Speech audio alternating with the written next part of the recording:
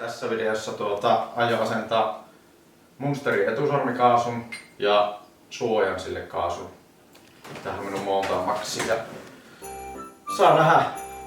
Pitkään jo haaveillut, että kokeilisin tätä ja nyt tuli mahdollisuus testata tätä, kun saan Munsterilta testiin, niin eiköhän ruveta asennushommaan.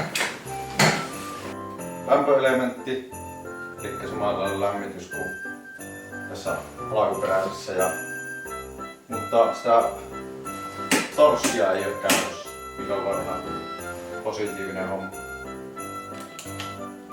Tätä rikataan pois.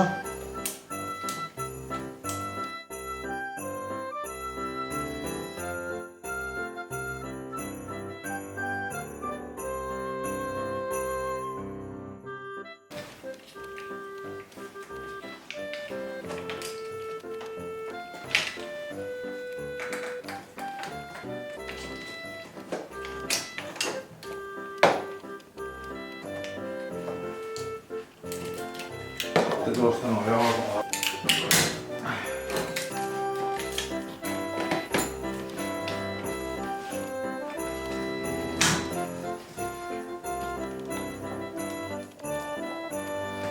Tuo pois. Sitten täältä tämä liitin.